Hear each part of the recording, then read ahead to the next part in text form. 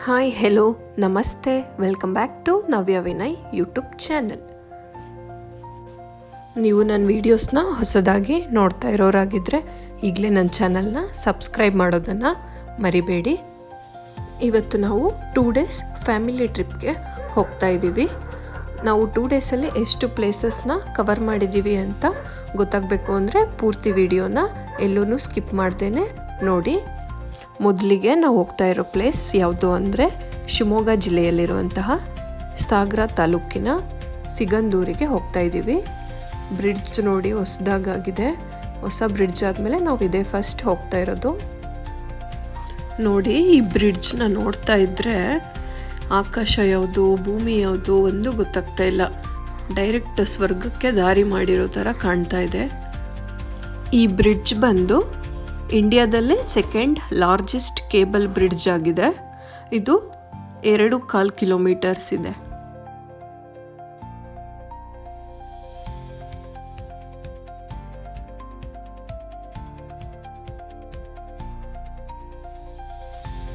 ಈಗ ಮಾರ್ನಿಂಗ್ 7:30 ಆಗಿದೆ. ನೋಡಿ, ಸನ್ ರೈಸ್ ಆಗ್ತಾ ಇದೆ.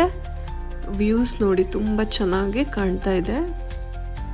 ಹಾಗೆ ಇಲ್ಲಿ ಕೆಲವು ಫೋಟೋಸ್ನ ತೆಕ್ಕೊಂಡು ದೇವಸ್ಥಾನಕ್ಕೆ ಹೊರಟ್ವಿ.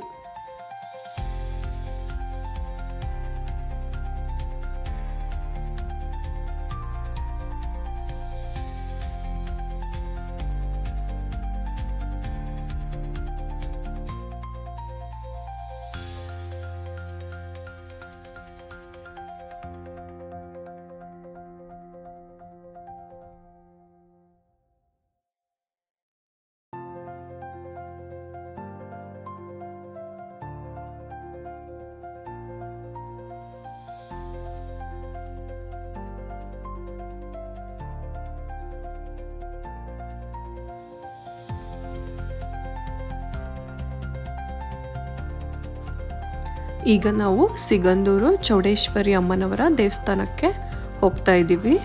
ಈಗ ಪ್ರವಾಸದ ಟೈಮ್ ಆಗಿರೋದ್ರಿಂದ ತುಂಬ ಸ್ಕೂಲ್ ಮಕ್ಕಳೆಲ್ಲ ಇದ್ದಾರೆ.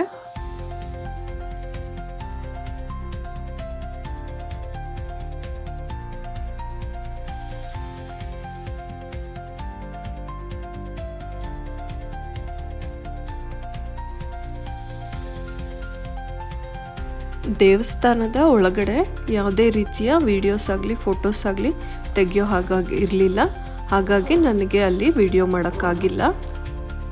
ಈಗ ನಾವು ಅಮ್ಮನವರ ದರ್ಶನವನ್ನು ಮುಗಿಸಿ ಪ್ರಸಾದ ಇತ್ತು, ಪ್ರಸಾದವನ್ನು ಸ್ವೀಕರಿಸಿ ಈಗ ಅಲ್ಲೂ ಕೆಲವು ಫೋಟೋಸನ್ನು ತೆಕ್ಕೊಂಡು ಇಲ್ಲಿಂದ 50 ಕಿಲೋಮೀಟ್ರ್ ದೂರದಲ್ಲಿರುವಂತಹ ಕೊಲ್ಲೂರಿಗೆ ಹೊರಟ್ವಿ. ನೋಡಿ, ಇದೇ ಕೊಲ್ಲೂರು ಮೂಕಾಂಬಿಕೆಯ ದೇವಸ್ಥಾನ. ನಾವು ಹೋದ್ವಿ ದೇವಸ್ಥಾನಕ್ಕೆ. ಅದೇ ಟೈಮ್ಗೆ ಅಲ್ಲಿ ಅಮ್ಮನವರಿಗೆ ರಥ ಸೇವೆ, ಕೆಲವು ಬೇರೆ ಬೇರೆ ಸೇವೆಗಳು ನಡೀತಾ ಇತ್ತು. ಹಾಗಾಗಿ ನಾವು ಕ್ಯೂವಲ್ಲೇ ಸುಮಾರು 1 ರಿಂದ 1.5 ಗಂಟೆಯಷ್ಟು ಕ್ಯೂವಲ್ಲೇ ನಿಲ್ಲಬೇಕಾಯಿತು.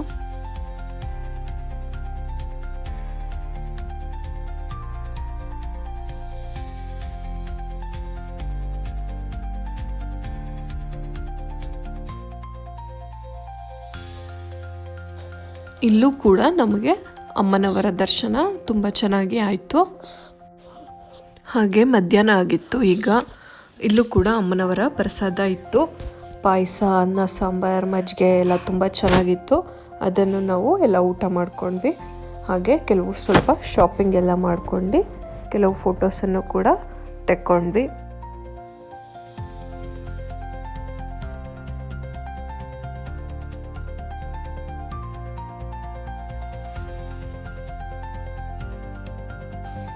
ನೆಕ್ಸ್ಟ್ ನಾವು ಕೊಲ್ಲೂರಿನ ದರ್ಶನವನ್ನು ಮುಗಿಸ್ಕೊಂಡು ಅಲ್ಲಿಂದ 40 ರಿಂದ 50 ಕಿಲೋಮೀಟರ್ ದೂರದಲ್ಲಿರುವಂತಹ ಮುರುಡೇಶ್ವರಕ್ಕೆ ಹೊರಟ್ವಿ. ಈ ಮುರುಡೇಶ್ವರವು ಉತ್ತರ ಕನ್ನಡ ಜಿಲ್ಲೆಗೆ ಸೇರಿದೆ. ಈ ಮುರುಡೇಶ್ವರದಲ್ಲಿ ನೋಡೋಕ್ಕೆ ಪ್ಲೇಸಸ್ ತುಂಬ ಇದೆ. ಮೊದಲಿಗೆ ಜಗತ್ತಿನ ಅತ್ಯಂತ ಎತ್ತರವಾದ ಶಿವನ ವಿಗ್ರಹವು ಇಲ್ಲಿದೆ. ಈ ವಿಗ್ರಹದ ವಿಶಿಷ್ಟತೆ ಏನು ಅಂದರೆ ಇದು 3 ಕಡೆಯಿಂದನೂ ಅರಬ್ಬಿ ಸಮುದ್ರದ ನೀರಿನಿಂದ ಸುತ್ತುವರೆದಿದೆ. ಮತ್ತು ಇಲ್ಲಿನ ಇನ್ನೊಂದು ವಿಶೇಷತೆ ರಾಜಗೋಪುರ. ಈ ಗೋಪುರ ಅತ್ಯಂತ ಎತ್ತರವಾದ ಗೋಪುರಗಳಲ್ಲಿ ಒಂದಾಗಿದೆ. ಈ ಗೋಪುರದಲ್ಲಿ ನೀವು ಬೇಕಿದ್ರೆ ಲಿಫ್ಟ್ ಕೂಡ ಇದೆ, ಅದರಲ್ಲೂ ಹೋಗ್ಬೋದು. ತುಂಬ ಕ್ಯೂ ಇತ್ತು, ಹಾಗಾಗಿ ನಾವು ಹೋಗಲಿಲ್ಲ, ಮಕ್ಕಳೆಲ್ಲ ಸಣ್ಣವರಿದ್ರಲ್ಲ ಹಾಗಾಗಿ. ಮತ್ತು ಮಹಾತೋಬಾರ ಮುರುಡೇಶ್ವರ ದೇವಸ್ಥಾನ ಇದಾಗಿದೆ.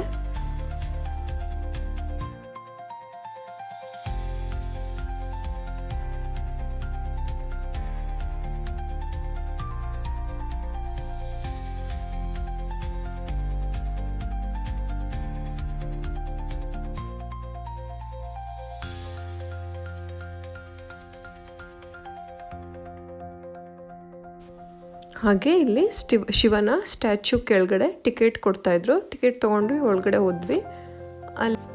ಅಲ್ಲಿ ಶಿವ, ಪಾರ್ವತಿ, ರಾವಣ ಮತ್ತು ಗಣೇಶನ ನಡುವೆ ನಡೆದ ಮಾತುಕತೆಯನ್ನು ಚಿತ್ರಗಳಾಗಿ ಚಿತ್ರಿಸಿ ಮತ್ತು ಗೋಕರ್ಣ, ಇಡಗುಂಜಿ ಎಲ್ಲ ಹೇಗೆ ಅಲ್ಲಿ ಪೂಜೆ ಮಾಡ್ತಾರೆ ಅಂತ ಮತ್ತು ಅಲ್ಲಿನ ವಿಗ್ರಹಗಳು ಹೇಗೆ ಬಂತು ಅಂತ ಈ ಚಿತ್ರಗಳನ್ನು ನೋಡಿ ಕಥೆಯನ್ನು ಕೇಳಿದ್ರೆ ಗೊತ್ತಾಗುತ್ತೆ. ನೀವು ಕೂಡ ಹೋದಾಗ ಇಲ್ಲಿ ವಿಸಿಟ್ ಮಾಡಿ.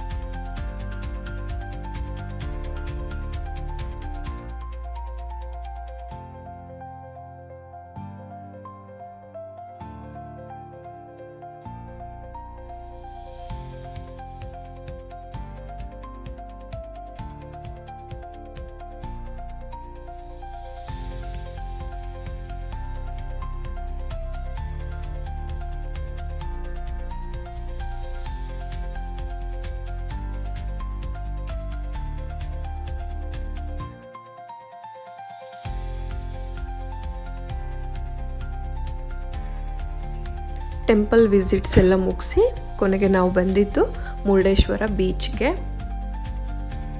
ಟಾಪ್ ಪ್ರವಾಸಿ ತಾಣಗಳಲ್ಲಿ ಮುರುಡೇಶ್ವರನೂ ಕೂಡ ಒಂದು ಅಂತ ಹೇಳ್ಬೋದು. ನಮ್ಮ ಸಣ್ಣ ಪಾಪು ಇದೇ ಫಸ್ಟ್ ಟೈಮ್ ಬೀಚ್ ವಿಸಿಟ್ಗೆ ಮಾಡ್ತಾ ಇರೋದು. ದೊಡ್ಡವಳು ಕೂಡ ಇದು 2ನೇ ಸಲ.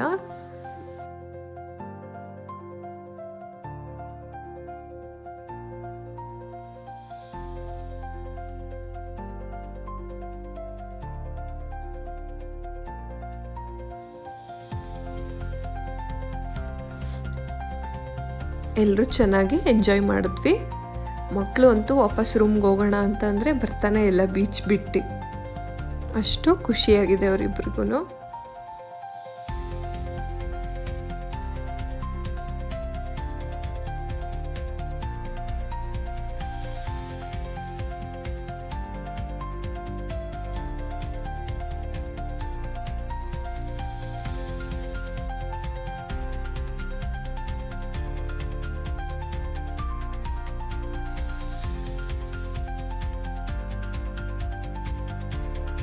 ನೀವಿನ್ನೂ ನನ್ನ ಚಾನಲ್ಗೆ ಸಬ್ಸ್ಕ್ರೈಬ್ ಆಗಿಲ್ಲ ಅಂದರೆ ಸಬ್ಸ್ಕ್ರೈಬ್ ಮಾಡೋದನ್ನು ಮರಿಬೇಡಿ.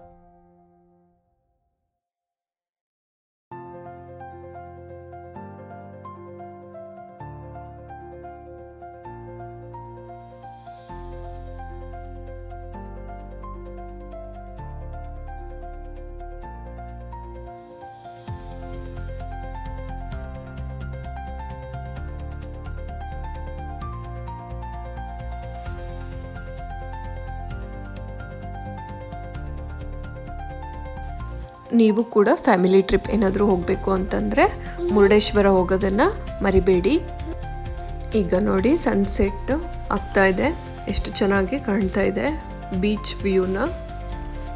ಈಗ ನಾವು ರೂಮ್ಗೆ ಹೋಗಿ ಫ್ರೆಶ್ ಅಪ್ ಆಗಿ ಊಟಕ್ಕೆ ಆಚೆ ಹೋದ್ವಿ. ನಾವು ಮುರುಡೇಶ್ವರದಲ್ಲಿರುವಂತಹ ಪಾಮ್ ಗ್ರ್ಯೂ ಹೋಟೆಲ್ಗೆ ಬಂದಿದ್ದೀವಿ.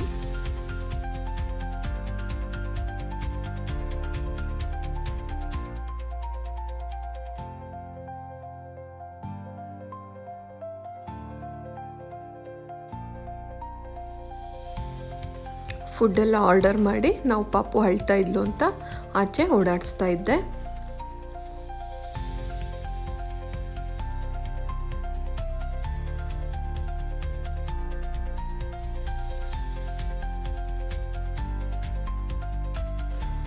ಪ್ರಾನ್ಸ್ ಗೀ ರೋಸ್ಟ್ ಬಂದಿದೆ. ಆಲ್ಮೋಸ್ಟ್ ಎಲ್ಲ ಸೀ ಫುಡ್ಸನ್ನೇ ಆರ್ಡರ್ ಮಾಡಿದ್ವಿ. ಫುಡ್ಡೆಲ್ಲ ತುಂಬ ಚೆನ್ನಾಗಿತ್ತು, ಟೇಸ್ಟ್ ಕೂಡ, ಬಟ್ ಸ್ವಲ್ಪ ಸ್ಪೈಸಿ ಜಾಸ್ತಿ ಇತ್ತು. ಎಲ್ಲರೂ ಚೆನ್ನಾಗಿ ಊಟ ಮಾಡಿ ಹೊರಟ್ವಿ. ಹಾಗೆ ಲೈಟಿಂಗ್ಸ್ ಎಲ್ಲ ಚೆನ್ನಾಗಿರುತ್ತೆ ಅಂತ ಹೇಳ್ತಾ ಇದ್ರು. ಹಾಗೆ ನೋಡೋಣ ಅಂತ ರಾಜಗೋಪುರದ ಹತ್ರ ಹೋದ್ವಿ.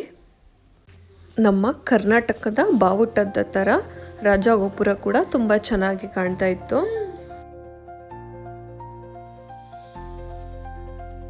ಮುರುಡೇಶ್ವರದಲ್ಲಿ ಲೈಟಿಂಗ್ಸ್ ಎಲ್ಲ ನೋಡಿ ನಾವು ರೂಮ್ ಕಡೆ ಹೊರಟ್ವಿ. ನಮ್ಮದು ರೂಮ್ ಬೀಚ್ ಮುಂದೆನೇ ಬುಕ್ ಮಾಡಿದ್ವಿ. ಅಲ್ಲಿ ಹೋಗಿ ಸ್ಟೇ ಮಾಡಿ ಮತ್ತೆ ಬೆಳಿಗ್ಗೆನೇ ಎದ್ದು ಅಲ್ಲೇ ಮುರುಡೇಶ್ವರದಿಂದ 20 ಕಿಲೋಮೀಟ್ರ್ ದೂರದಲ್ಲಿರುವಂತಹ ಮಹಾಗಣಪತಿ ಹಿಡಿಗುಂಜಿ ಟೆಂಪಲ್ಗೆ ವಿಸಿಟ್ ಮಾಡಿದ್ವಿ.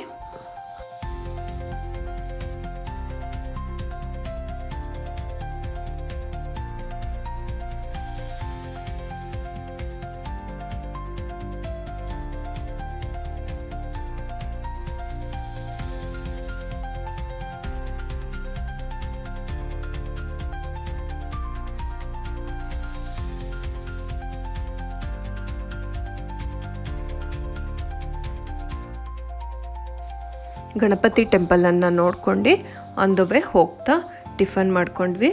ಹಾಗೆ 1 ಅವರ್ ಹತ್ರ ಇತ್ತು, ಅಲ್ಲೇ ಮ್ಯಾಂಗ್ರೋವ್ ಫಾರೆಸ್ಟ್ ಇತ್ತು, ಅದನ್ನು ನೋಡ್ಕೊಂಡು ಹೋಗೋಣ ಅಂತ ಹೋದ್ವಿ.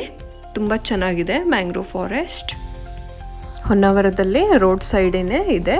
ಇದ್ರ ಆಪೋಸಿಟ್ನೂ ಕೂಡ ಈಕೋ ಬೀಚ್ ಅಂತ ಇದೆ. ಎರಡೂ ಕೂಡ ಪ್ಲೇಸಸ್ ನೋಡ್ಬೋದು ನೀವು. ಮುರುಡೇಶ್ವರದಲ್ಲೆಲ್ಲ ನಾವು ಬೀಚೆಲ್ಲ ನೋಡಿದ್ರಿಂದ ಹೊನ್ನಾವರದಲ್ಲೇನೋ ಬೀಚ್ಗೆ ವಿಸಿಟ್ ಮಾಡೋಕ್ಕೆ ಹೋಗಲಿಲ್ಲ. ಇಲ್ಲೂ ಕೂಡ ಟಿಕೆಟ್ ಇತ್ತು, ಟಿಕೆಟ್ ತೊಗೊಂಡು ಒಳಗಡೆ ಹೋಗಬೇಕು. ಇದರಲ್ಲಿ ಬೋರ್ಡ್ ವಾಕ್ ಇದೆ. ಕಾಂಡ್ಲಾ ನದಿಗೆ ಹೋಗ್ತೀವಿ. ಈ ಬೋರ್ಡ್ ಮೇಲೆ ವಾಕ್ ಮಾಡ್ಕೊತಾ ಹೋದರೆ ಕಾಂಡ್ಲಾ ನದಿಗೆ ಹೋಗ್ತೀವಿ. ಇಲ್ಲಿ ಸೈಡಲ್ಲೆಲ್ಲ ಇದೆ ನೋಡಿ ನೀವು ಮ್ಯಾಂಗ್ರೋವ್ ಟ್ರೀಗಳು. ಇಲ್ಲಿಗೆ ನಾನು ಇದು ಸೆಕೆಂಡ್ ಟೈಮ್ ಬರ್ತಾ ಇರೋದು. ಫಸ್ಟ್ ಟೈಮ್ ನಮ್ಮ ತಂಗಿದು ಪ್ರೀ ವೆಡ್ಡಿಂಗ್ ಶೂಟ್ ಇತ್ತು, ಆಗ ಫಸ್ಟ್ ವಿಸಿಟ್ ಮಾಡಿದ್ದು. ಇದು ಸೆಕೆಂಡ್ ಟೈಮ್. ಈ ರೀತಿ ಪ್ಲೇಸಸ್ಗಳಿಗೆಲ್ಲ ಮಕ್ಕಳನ್ನು ಕರ್ಕೊಂಡು ಹೋಗೋದ್ರಿಂದ ಮಕ್ಕಳಿಗೂ ಕೂಡ ತುಂಬ ಖುಷಿಯಾಗುತ್ತೆ. ನೋಡಿ ಮ್ಯಾಂಗ್ರೋವ್ ಟ್ರೀಸ್ ಎಲ್ಲ ಯಾವ ರೀತಿ ಇದೆ ಅಂತ. ಅದ್ರ ಡೀಟೇಲ್ಸೂ ಕೂಡ ಇದೆ ಇಲ್ಲಿ.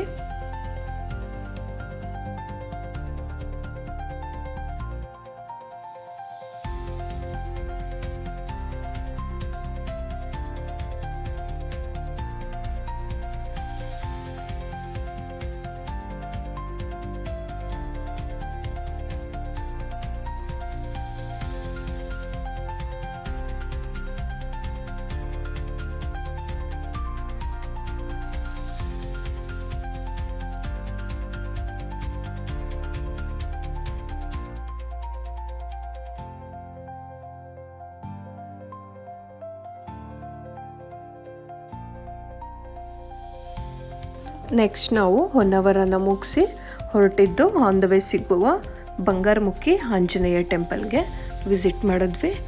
ನೆಕ್ಸ್ಟ್ ಅಲ್ಲಿಂದ ಆನ್ ದ ವೇ ಜೋಗ ಸಿಕ್ತು. ಜೋಗದಲ್ಲೇನು ಇಳಿಯೋಕ್ಕೆ ಹೋಗಲಿಲ್ಲ, ಅಲ್ಲೆಲ್ಲ ತುಂಬ ಕನ್ಸ್ಟ್ರಕ್ಷನ್ಸ್ ನಡೀತಾ ಇತ್ತು. ಹಾಗಾಗಿ ಜೋಗ ನೋಡಿದ್ವಲ್ಲ, ಹಾಗಾಗೇನು ಇಳಿಲಿಲ್ಲ. ನೆಕ್ಸ್ಟ್ ಅಲ್ಲಿ ಹತ್ತಿರದಲ್ಲಿರುವಂತಹ ಶ್ರೀ ಕ್ಷೇತ್ರ ವಡನಬೈಲು ಪದ್ಮಾವತಿ ಅಮ್ಮನವರ ದೇವಸ್ಥಾನಕ್ಕೆ ಬಂದ್ವಿ. ಇಲ್ಲಿ ದೇವರು ತುಂಬ ಪವರ್ಫುಲ್ ಅಂತ ಹೇಳ್ತಾರೆ.